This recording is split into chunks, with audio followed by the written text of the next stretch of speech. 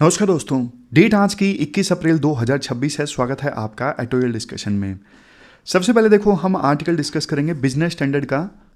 Supreme court का ना एक जजमेंट आया है टाइगर ग्लोबल कंपनी से संबंधित, और वो जजमेंट ना एफडीआई पे काफ़ी ज़्यादा नेगेटिव इम्पैक्ट डाल सकता है। पूरा मामला ना डिटेल से समझेंगे। इकोनॉमी का आर्टिकल है तो एग्जाम्पल्स के साथ, बेसिक्स के साथ स्टार्ट करेंगे, बेसिक्स से और एडवांस तक जाएंगे। फिर दूसरा आर्टिकल आज हम डिस्कस करेंगे सिविक सेंस से संबंधित, regional pride and civic sense. यह आर्टिकल भी आई ओपनिंग है। तीसरा आर्टिकल द हिंदू का है आज, India and defence ties. UAE के जो प्रेसिडेंट है ना, MGZ मोहम्मद बिन, पूरा नाम उनका है, आर्टिकल में आएगा अभी, तो वो भारत की यात्रा पर आए सिर्फ 2 घंटे के लिए। अब देखो कोई प्रेसिडेंट सिर्फ 2 घंटे के लिए आएगा इंडिया में, तो जाहिर तौर पे एजेंडा बहुत ज़्यादा स्पेसिफिक होगा और बहुत ज़्यादा अर्जेंट होगा। तो क्या कुछ इमर्ज होके आ रहा है जिसकी वजह से यूएई के प्रेसिडेंट इतनी अर्जेंट यात्रा पर भारत में आए? दोनों के बीच में क्या एग्रीमेंट साइन हुए और क्या होने वाले हैं, वो सब डिस्कस करेंगे। चलिए डिस्कशन स्टार्ट करते हैं। हमारी आज के डिस्कशन में फर्स्ट इंपॉर्टेंट आर्टिकल देखो, सुप्रीम कोर्ट का ना एक बहुत इंपॉर्टेंट जजमेंट आया है जिसके ना फार रीचिंग रिपरकशंस हैं। मतलब सुप्रीम कोर्ट के जजमेंट के ना हमारे देश में आने वाली एफडीआई पर बहुत ज़्यादा नेगेटिव इंपैक्ट पड़ सकता है। तो सुप्रीम कोर्ट की वो जजमेंट आखिरकार है क्या, ये सारे एस्पेक्ट्स इस आर्टिकल में हम डिस्कस करेंगे। डबल टैक्सेशन अवॉइडेंस एग्रीमेंट होता क्या है, टैक्स हेवन्स क्या होते हैं, TRC, tiger global, Flipkart, Walmart deal, ये क्या था, सब डिस्कस करेंगे। सबसे पहले देखो, आपको ना एक सिनेरियो देता हूं। मान लो आपने ना किसी देश के रूल्स पर भरोसा करके वहां पे ना बिजनेस स्टार्ट कर दिया, लेकिन बाद में उस देश की सरकार आपको बोलती है सॉरी, आपको तो टैक्स देना पड़ेगा। जबकि जब इन्वेस्टर ने इन्वेस्ट किया था तो रूल्स के हिसाब से टैक्स नहीं बनता था, लेकिन अब सरकार बोलती है, इवन सुप्रीम कोर्ट बोलता है कि आपको टैक्स देना पड़ेगा, सॉरी। तो उस इन्वेस्टर को, यानी आपको क्या लगेगा? आपको तो ये लगेगा ना, यार मैंने रूल्स पे भरोसा करके इन्वेस्ट किया था और अब बीच में ही आप रूल्स चेंज कर रहे हो, तो मेरा तो भरोसा टूट गया। अब ये जो भरोसा टूटेगा उस इन्वेस्टर का नहीं टूटेगा, यानी आपका नहीं टूटेगा जिसको टैक्स पे करने के लिए बोला गया है। और बहुत सारे इन्वेस्टर्स जिन्होंने या तो ऑलरेडी इंडिया में इन्वेस्ट कर दिया है या फिर फ्यूचर में इन्वेस्ट करने वाले हैं, अब उनकी नज़र में इंडिया की क्या इमेज जाएगी कि भाई ये रूल्स पे विश्वास नहीं करते हैं, रूल्स तो बीच में ही चेंज कर देते हैं, इंडिया में इन्वेस्ट करना खतरे से खाली नहीं है, यहाँ पे तो टैक्स का टेररिज्म होता है, आतंकवाद होता है, तो इंडिया में इन्वेस्ट नहीं करते हैं, इंडिया को अवॉइड करते हैं। तो फिर इंडिया में एफडीआई आएगी कैसे? अब देखो, ये एक हाइपोथेटिकल सिनेरियो नहीं है। अभी ना सुप्रीम कोर्ट का एक जजमेंट आया, जजमेंट के बारे में मैं आपको बताऊंगा। पहले आप 2-3 टर्म्स का मतलब जान लीजिए। डबल टैक्सेशन अवॉइडेंस एग्रीमेंट, ये क्या होता है? ये देखो, 2 देशों के बीच का एग्रीमेंट होता है। फॉर एग्जांपल इंडिया और मॉरिशस के बीच में हो गया। मकसद इन्वेस्टर्स को ना 2 बार टैक्स ना पे करना पड़े। जैसे आपको एग्जांपल के साथ बताता हूं। मान लीजिए मॉरिशस का कोई इन्वेस्टर है, मॉरिशस की कंपनी है, अब वो इंडिया में इन्वेस्ट करता है। अब देखो, ऐसा ना हो ना, क्योंकि कंपनी मॉरिशस की है, इन्वेस्ट इंडिया में है, तो ऐसा ना हो कि उसको 2 जगह टैक्स देना पड़ जाए, इंडिया में भी, क्योंकि कंपनी तो इन्वेस्ट तो उसने इंडिया में किया है, इंडिया की कंपनी में, तो ऐसा ना हो कि उसको इंडिया में भी टैक्स देना पड़ जाए और मॉरिशस में भी टैक्स देना पड़ जाए, जहां का वो रेजिडेंट है, जहां की वो कंपनी है। तो डबल टैक्सेशन को अवॉइड करने के लिए ना इंडिया और मॉरिशस के बीच में ट्रीटी है, डबल टैक्सेशन अवॉइडेंस एग्रीमेंट। और ऐसी ट्रीटी, ऐसी एग्रीमेंट इंडिया ने ना 90 से ज्यादा देशों के साथ में साइन करके रखी है। लॉजिक यही कि इन्वेस्टर को ना 2 जगह टैक्स ना देना पड़े। अब देखो, मॉरिशस में तो कैपिटल गेन 0 है, मॉरिशस में कैपिटल गेन 0 है। मान लीजिए मॉरिशस की कोई कंपनी इंडिया में इन्वेस्ट करती, तो फिर देखो इंडिया में उसे टैक्स देना नहीं है, क्योंकि टैक्स में छूट है इस एग्रीमेंट के तहत, और मॉरिशस में वैसे टैक्स लगता ही नहीं है, 0 कैपिटल गेन टैक्स है। तो मतलब देखो, मॉरिशस की कंपनीज की तो बल्ले बल्ले, क्योंकि उनको टैक्स देना ही नहीं पड़ता इंडिया में इन्वेस्टमेंट के लिए। इस वजह से देखो, बहुत सारी दूसरे देशों की कंपनीज भी ना पहले मॉरिशस में कंपनी बनाती और फिर मॉरिशस में कंपनी बना के उसके थ्रू इंडिया में इन्वेस्ट करती, और मॉरिशस बन गया टैक्स हेवन कंट्री। समझ गए क्यों बन गया? क्योंकि मॉरिशस के साथ में इंडिया की टैक्स अवॉइडेंस एग्रीमेंट कि मॉरिशस की कोई कंपनी इंडिया में इन्वेस्ट करेगी, उसे इंडिया में टैक्स नहीं देना पड़ेगा, उसे मॉरिशस में टैक्स देना पड़ेगा, और मॉरिशस में टैक्स है ही नहीं, जीरो है। तो बहुत सारी कंपनीज को लगा यार ये तो बढ़िया चीज़ है, फायदेमंद चीज़ है। तो वो जानबूझ के अगर उनको इंडिया में इन्वेस्ट करना होता ना, तो वो जानबूझ के पहले मॉरिशस में कंपनी बनाते, उस कंपनी में पैसा डालते और फिर उस कंपनी के थ्रू इंडिया में इन्वेस्ट करते ताकि टैक्स बचाया जा सके। डायरेक्टली इंडिया में इन्वेस्ट करते तो टैक्स देना पड़ता, लेकिन मॉरिशस के साथ में इंडिया का डबल टैक्सेशन अवॉइडेंस एग्रीमेंट है, तो पहले भैया मॉरिशस में कंपनी बनाओ, वहां पैसा डालो और मॉरिशस के थ्रू इंडिया में इन्वेस्ट करो। तो बहुत सारी कंपनीज ने ये किया, तभी तो देखो मॉरिशस से इंडिया को ना भरपूर मात्रा में इन्वेस्टमेंट आई, भर भर के। जबकि देखो मॉरिशस कोई बहुत बड़ा देश नहीं है, सिर्फ टूरिज्म से उनकी इकोनॉमी चलती है, सिर्फ 13 लाख पॉपुलेशन है, लखनऊ से भी कम पॉपुलेशन है उनकी। तो इतना पैसा थोड़ी ना है मॉरिशस के पास में कि वो इंडिया में इतना इन्वेस्ट करे, 161 बिलियन डॉलर से इतना नहीं। जाहिर तौर पे दूसरे देशों की कंपनीज जानबूझ के पहले मॉरिशस में इन्वेस्ट करती, वहां कंपनी बना के, और फिर मॉरिशस के थ्रू इंडिया में। और देखो हमारे देश में ना बस इतना प्रोविजन किया गया था कि कोई कंपनी मॉरिशस से इंडिया में आती है ना, तो उससे सिर्फ हमारा जो टैक्स डिपार्टमेंट है वो एक चीज पूछेगा, एक चीज मांगेगा, टीआरसी। टीआरसी मतलब टैक्स रेजिडेंसी सर्टिफिकेट। ये प्रूफ होता है कि आप मॉरिशस की कंपनी हो। बस आपके पास में ये टीआरसी है, यानी मॉरिशस का टैक्स रेजिडेंसी सर्टिफिकेट है, तो फिर हमारा रेवेन्यू डिपार्टमेंट कुछ नहीं पूछेगा कि भाई तुम मॉरिशस की कंपनी हो या नहीं हो। अगर वो कंपनी टीआरसी दिखा देती है, टैक्स रेजिडेंसी सर्टिफिकेट दिखा देती है, तो बस इतना चाहिए था। लेकिन हुआ क्या, हुआ ये कि सरकार को लगा यार बहुत सारी कंपनीज ना मिसयूज भी कर रही हैं इस चीज का, और वैसे भी अब हमारे पास में ना एफडीआई अलग अलग देशों से ठीक ठाक आ रही है, तो इसलिए हम इस प्रोविजन को उड़ा देते हैं। फिर 1 अप्रैल 2017 से ना सरकार ने यह प्रोविजन चेंज कर दिया। सरकार ने बोला कि अब इवन मॉरिशस की कंपनीज को भी इंडिया में टैक्स देना पड़ेगा अगर इंडिया में वो इन्वेस्ट कर रही हैं तो। यानी सरकार ने ये प्रोविजन उड़ा दिया 1 अप्रैल 2017 से। लेकिन सरकार ने इसको ना ग्रैंडफादरिंग क्लास के तौर पे माना। ग्रैंडफादरिंग क्लास मतलब नई जो इन्वेस्टमेंट्स है ना उन पे टैक्स देना पड़ेगा जो 1 अप्रैल 2017 के बाद आई हैं, लेकिन पहले जो आ गई वो आ गई, उनको टैक्स नहीं देना पड़ेगा क्योंकि रूल्स हम अभी चेंज कर रहे हैं 1 अप्रैल 2017 को। तो इसका मतलब आगे जो इन्वेस्टमेंट आएगी ना उनको टैक्स देना पड़ेगा इंडिया में, पहले वालों को नहीं देना पड़ेगा। पहले जो हो गया वो हो गया, उसे छोड़ो। इस चीज को बोलते हैं ग्रैंडफादरिंग क्लास। तो यहां तक आपने ना सारा बेसिक्स क्लियर कर लिया। अब आते हैं एक्चुअल मुद्दे पे, मतलब एक्चुअल केस क्या था।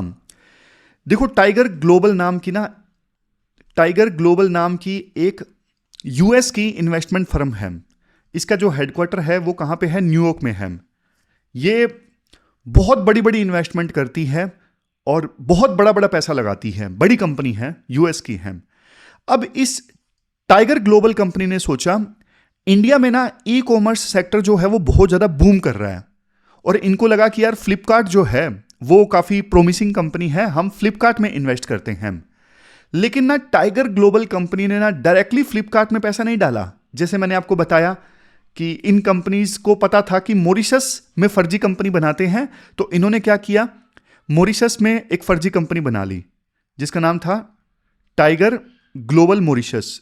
Tiger global Mauritius.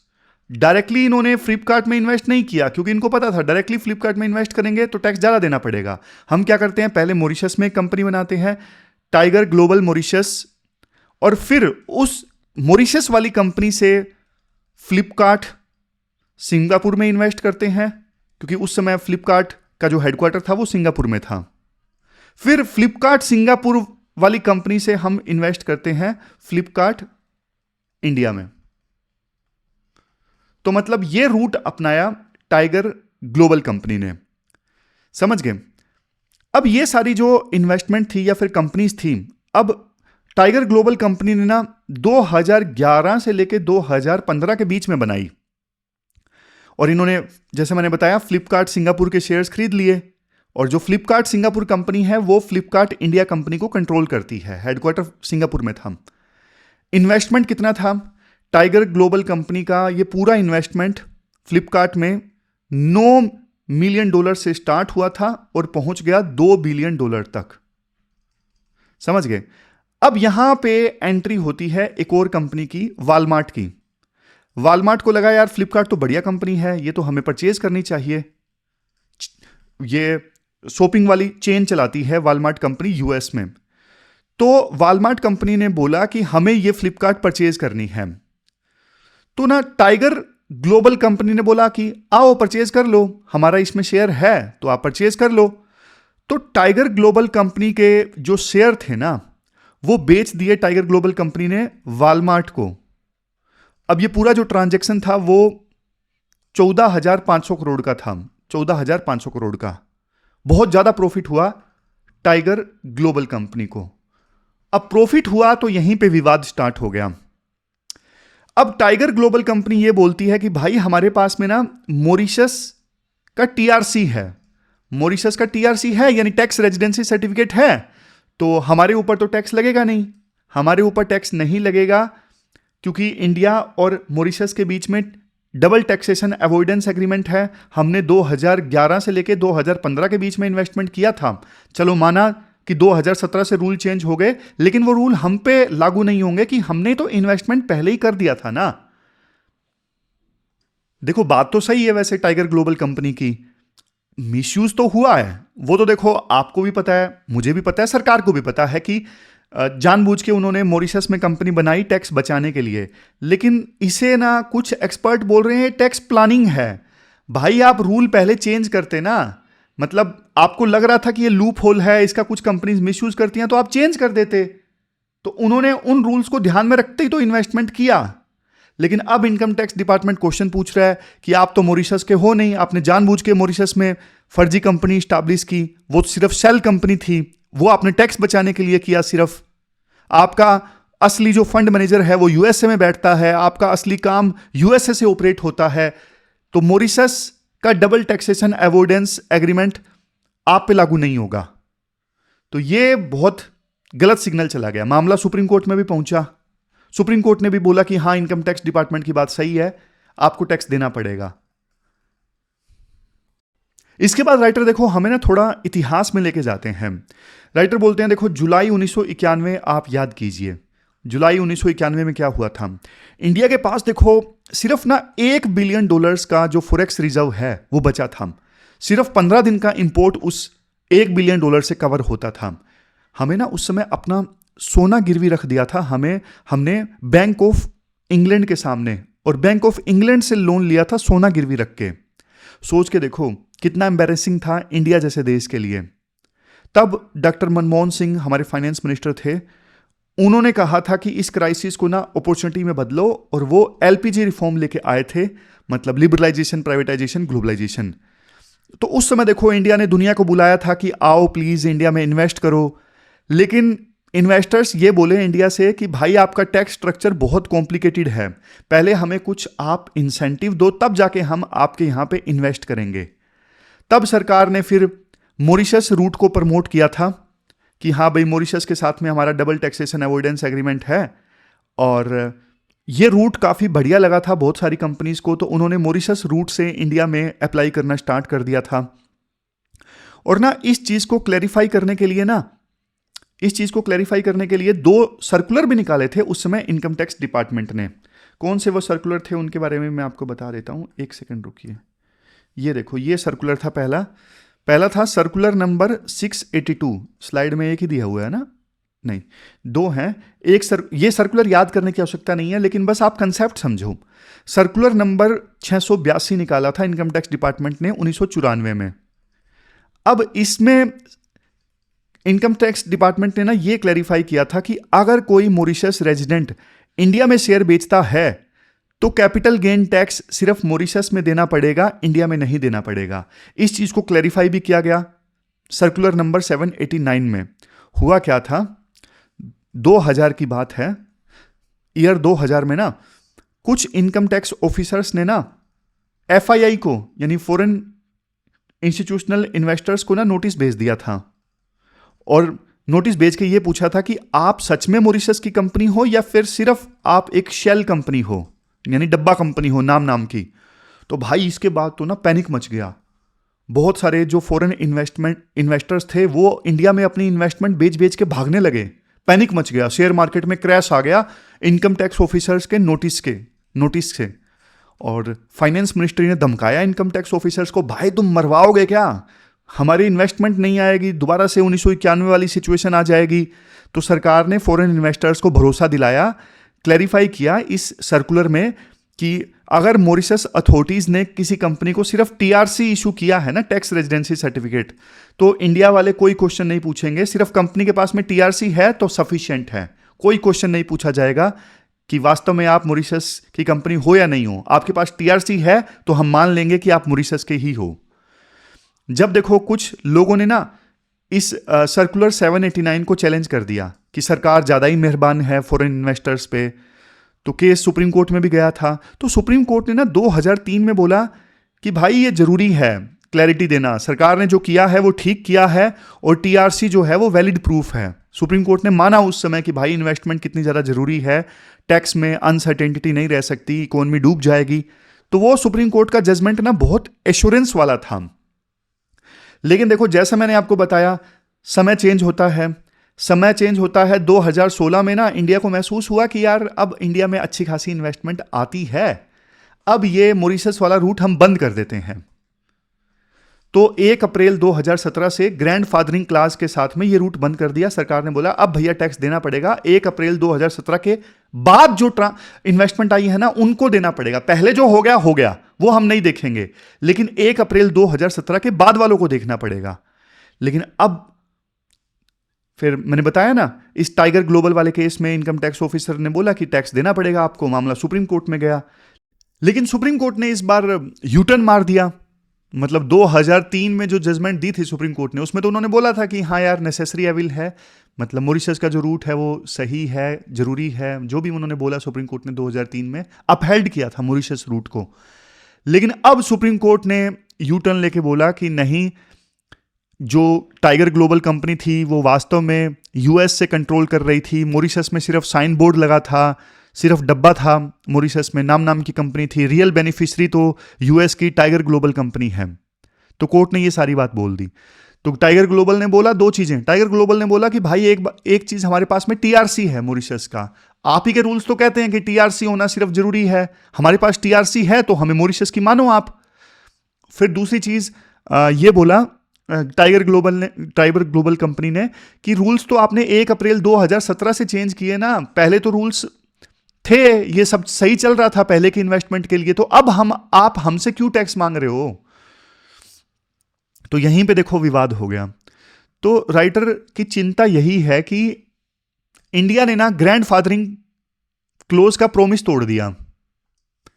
ये तो वही वाली बात होगी कि मिड वे में इंडिया ने रूल्स चेंज कर दिए। कोई कंपनी भरोसा करके इन्वेस्ट करती है उस देश के रूल्स पर, लेकिन आपने रूल्स बीच में ही बदल दिए।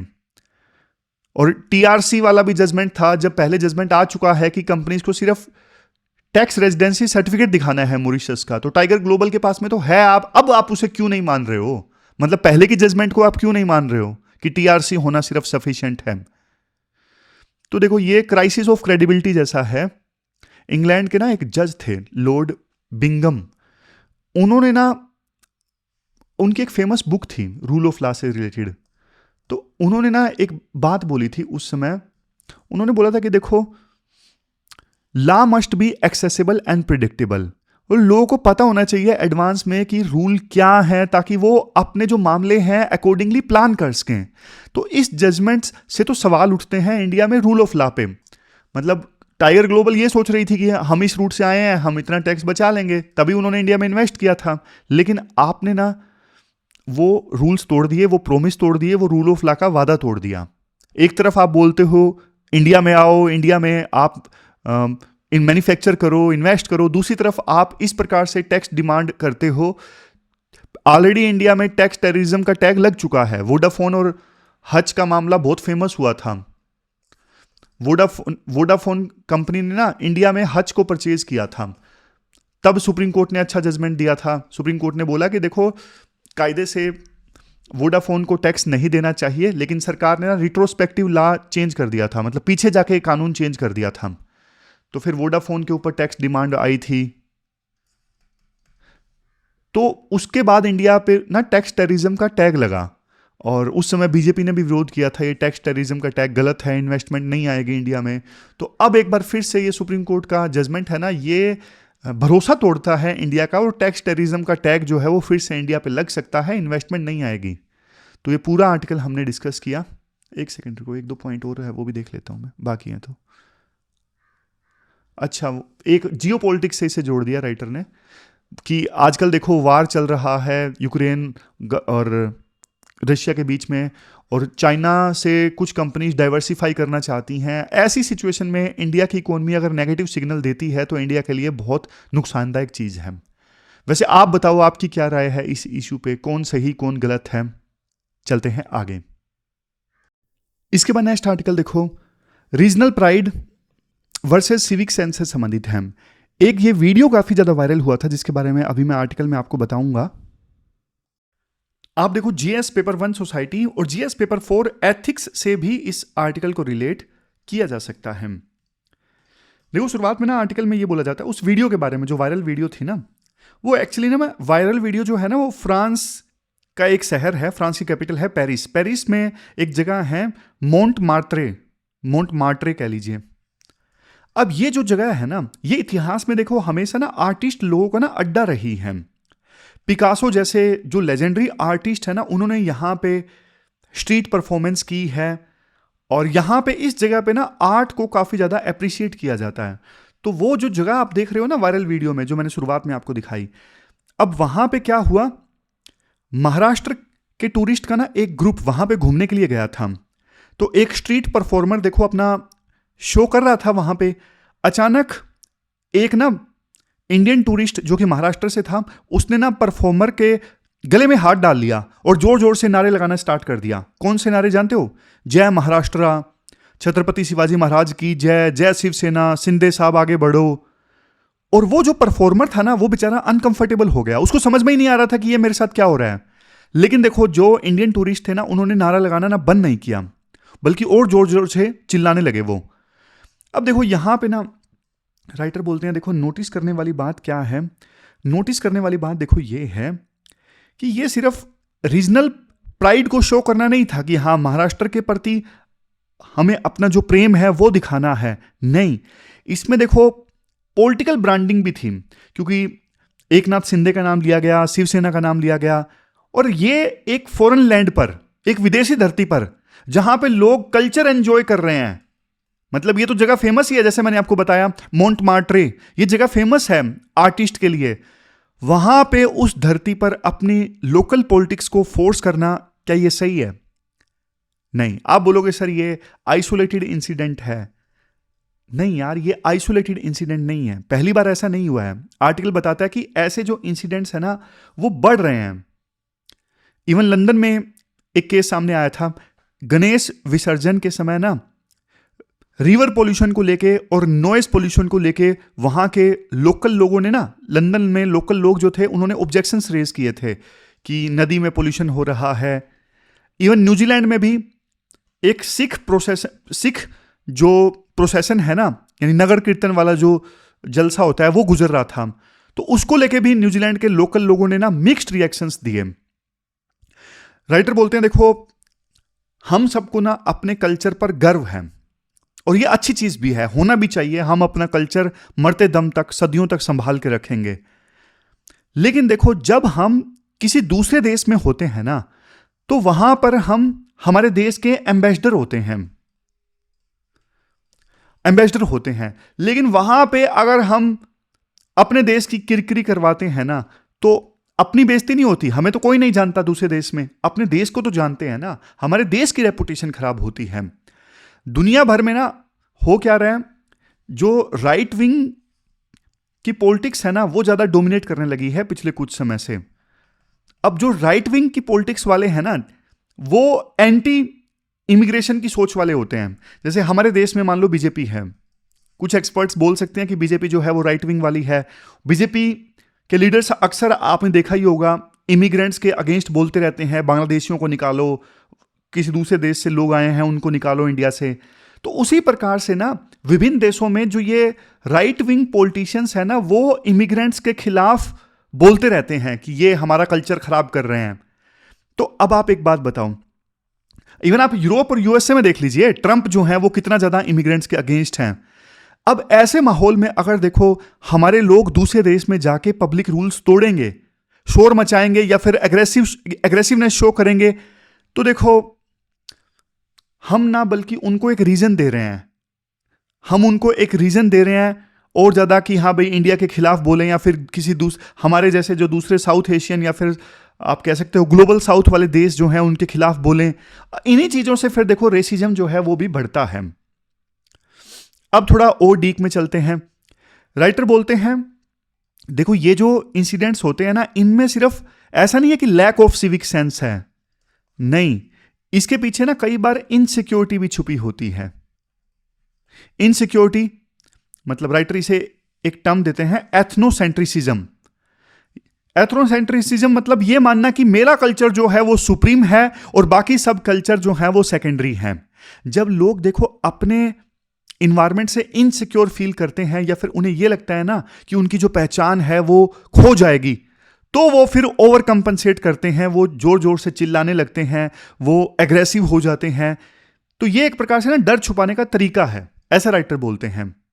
और एक बात बोलो, जिन लोगों ने वहां पे नारे लगाए उनको मुझे नहीं लगता, राइटर बोलते हैं मुझे नहीं लगता कि उनको इस जगह की हिस्ट्री पता होगी। मोंट मार्टरे ये जगह का इतिहास क्या है उनको पता भी नहीं होगा। मतलब वो वहां पे कुछ सीखने वगैरह के लिए नहीं गए थे, बस वो तो टाइम पास के लिए गए थे। और अगर वो वास्तव में आर्ट की कदर करते तो वो ऐसा नहीं करते।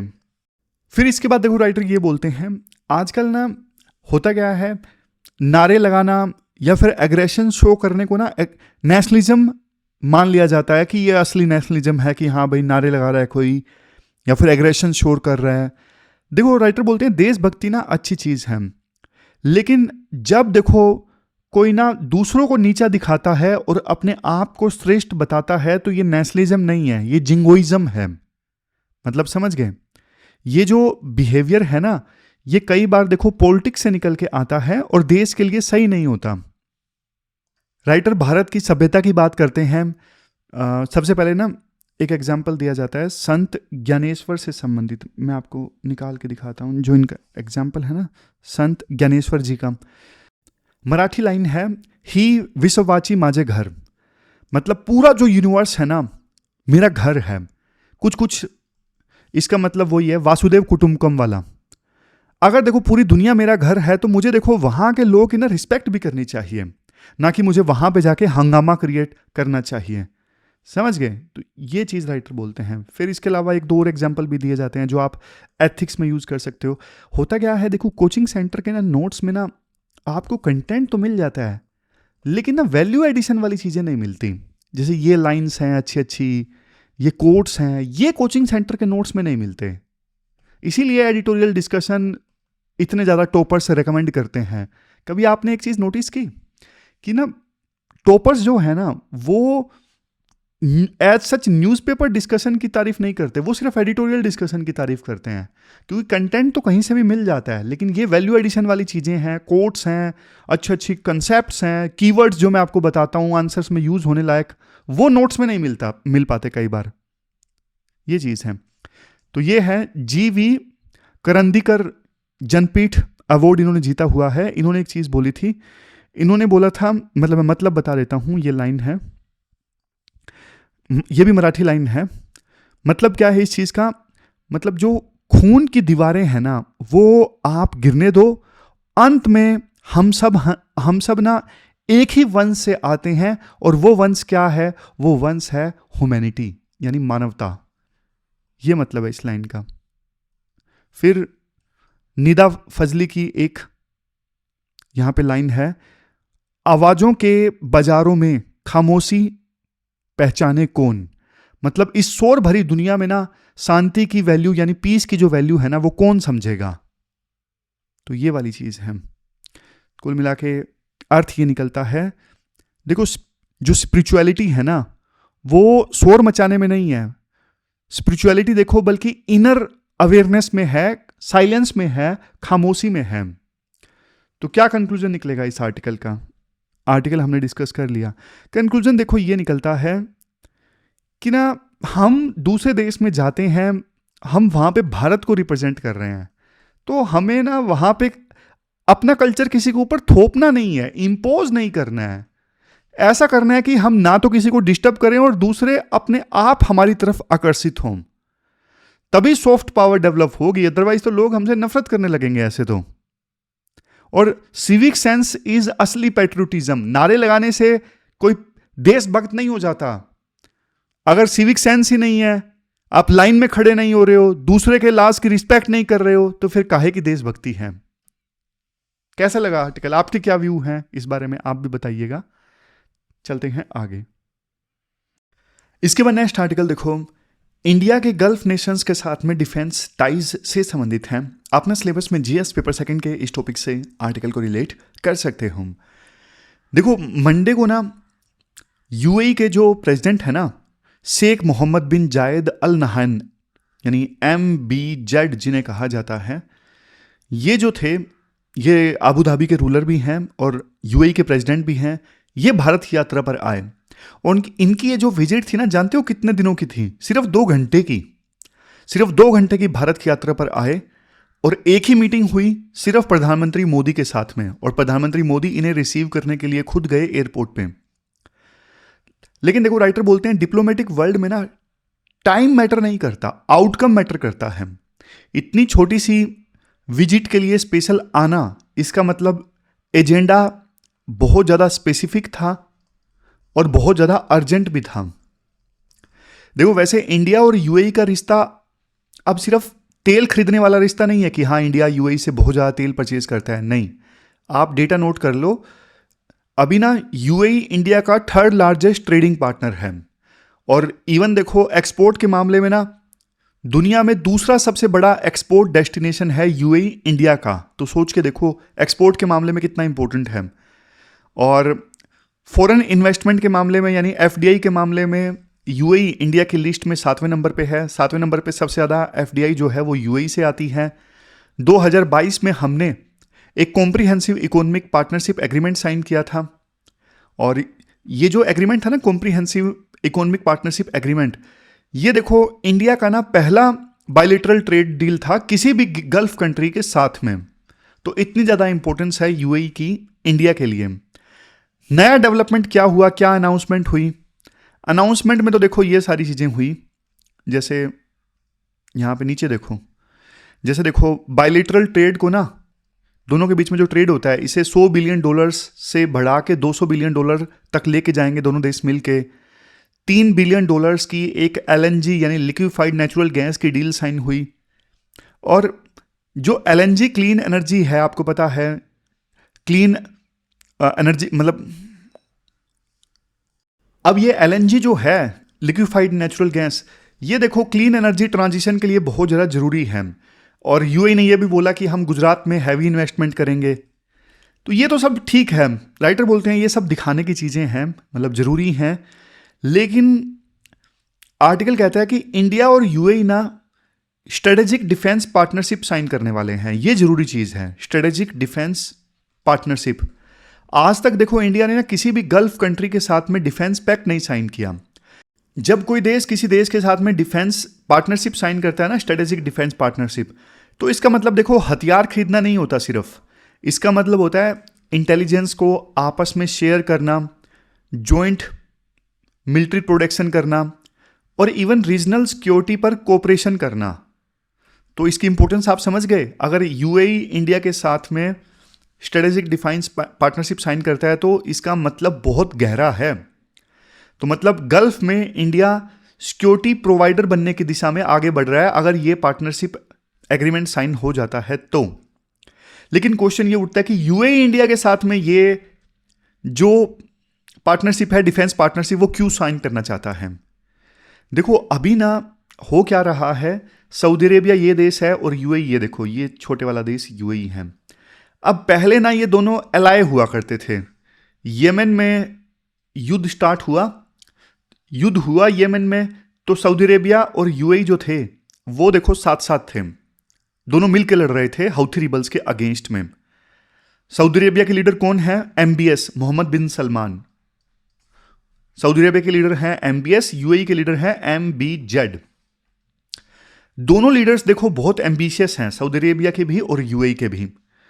दोनों को ना रीजन का, पूरे गल्फ रीजन का बॉस बनना है। जैसा मैंने बताया 2014 में दोनों साथ थे, यमन में हौथी रिबल्स के खिलाफ लड़ रहे थे। आज देखो इन दोनों के बीच में ना ताकत की लड़ाई स्टार्ट हो गई है। सूडान में दोनों जो हैं वो अलग अलग फैक्शंस को सपोर्ट कर रहे हैं। सूडान में जो अभी सिविल वार चल रहा है ना, सऊदी अरेबिया एक सेक्शन को सपोर्ट कर रहा है और यूएई जो है वो दूसरे सेक्शन को सपोर्ट कर रहा है। तो इस वजह से दोनों के बीच में भी टेंशंस हो गई हैं, सऊदी अरेबिया और यूएई के बीच में, दोनों लीडर्स के बीच में, सऊदी अरेबिया के लीडर के बीच में और यूएई के लीडर के बीच में कम्युनिकेशन गैप है, आपस में बातचीत ही नहीं होती। समझ गए? और देखो सऊदी अरेबिया और यूएई की टेंशन राइटर बोलते हैं नई नहीं है, मतलब कुछ पहले भी सिनेरियोज में टेंशंस देखने को आई थी। अब आप बोलोगे सर इंडिया का क्या लेना देना, इन दो देशों की लड़ाई है, इंडिया का क्या लेना देना? अब बताता हूं। देखो सऊदी अरेबिया ने ना पाकिस्तान के साथ में एक म्यूचुअल डिफेंस पैक्ट साइन किया था, आपको याद होगा। म्यूचुअल डिफेंस पैक्ट ये सऊदी अरेबिया ने साइन किया था पाकिस्तान के साथ में। अब कोशिश ये चल रही है कि सऊदी अरेबिया और पाकिस्तान इसमें ना टर्की को भी लेके आए। तो ये तीनों देश, अब ठीक है सऊदी अरेबिया के साथ तो इंडिया की इतनी कोई दुश्मनी वगैरह है नहीं, ठीक ठाक रिलेशंस हैं, लेकिन पाकिस्तान और टर्की ये दोनों देश ना काइंड ऑफ इंडिया के दुश्मनी हैं, क्योंकि टर्की भी पाकिस्तान का साथ देता है कश्मीर के इशू पे। और ये बोल रहे हैं कि तीनों हम मुस्लिम वर्ल्ड के कंट्रीज हैं तो एक साथ आते हैं, म्यूचुअल डिफेंस पैक्ट साइन करते हैं, बहुत बढ़िया हो जाएगा। तो ये सब चल रहा है। अब ऐसी सिचुएशन में यूएई के लीडर को लगता है कि यार ये तो गलत हो जाएगा, मैं कहाँ जाऊँगा। तो यूएई को इंडिया की जरूरत महसूस हुई कि भाई हम कुछ पैक्ट साइन कर लेते हैं। अब समझ गए क्यों यूएई एकदम से इंडिया के पास में आया। तो राइटर बोलते हैं देखो अगर सऊदी, पाकिस्तान और टर्की एक साथ आ गए ना तो इंडिया के लिए भी सिक्योरिटी सिचुएशन खराब हो सकती है, क्योंकि ना पाकिस्तान को सऊदी का पैसा मिलेगा और टर्की के हथियार मिलेंगे, और उन दोनों की सहायता से फिर पाकिस्तान इंडिया के खिलाफ और ज्यादा जहर उगलेगा, टेररिज्म फैलाएगा। तो इंडिया के फॉरेन सेक्रेटरी विक्रम मिस्री ने अभी ये बोला कि यूएई डील ना अगर साइन होगी इंडिया यूएई की तो वो किसी के खिलाफ नहीं होगी। इंडिया देखो ऐसा इसलिए बोल रहा है क्योंकि ना इंडिया का जो डायस्पोरा है ना वो देखो वो सऊदी अरेबिया में भी रहता है, दूसरे देशों में भी रहता है। तो ऐसा ना हो, इंडिया को डर लग रहा है कि हम यूएई के साथ में कोई डिफेंस पार्टनरशिप साइन कर लें और ऐसा परसेप्शन चला जाए कि वो सऊदी अरेबिया के अगेंस्ट है, और हमारा डायस्पोरा तो भारतीय मूल के लोग तो सऊदी अरेबिया में भी रहते हैं। तो इंडिया को तो फूक फूक के अपने कदम रखने पड़ेंगे, ये दिक्कत है। इंडिया यूएई इससे सऊदी अरेबिया से भी एनर्जी परचेज करता है, वहां से भी रेमिटेंस आती है। तो इंडिया को ना बैलेंसिंग एक्ट खोजना पड़ेगा, बहुत सोच समझ के स्टेप्स लेने पड़ेंगे। मल्टी अलाइनमेंट ही एक रास्ता है कि ऐसा परसेप्शन ना जाए कि इंडिया यूएई के अगेंस्ट, यूएई के साथ जुड़ गया सऊदी अरेबिया के अगेंस्ट, और सीधा सीधा India UAE versus Saudi Arabia की लड़ाई में ना फंसे, दोनों के बीच में ना आए। तो ये पूरा आर्टिकल हमने डिस्कस किया। लास्ट में क्वेश्चन देख लेते हैं जो आपको अटेम्प्ट करना है। ये क्वेश्चन देखो आपको अटेम्प्ट करना है, छोटा क्वेश्चन है 10 मार्क्स का, 150 वर्ड्स में आपको इस क्वेश्चन का आंसर देना है। जो जजमेंट थी ना सुप्रीम कोर्ट की उसी से संबंधित है ये। तो ये थी हमारी आज की डिस्कशन। कल मिलते हैं फिर से एक नई डिस्कशन के साथ, तब तक आप अपना ध्यान रखिए, अच्छे से पढ़िए। Thank you very much for discussion.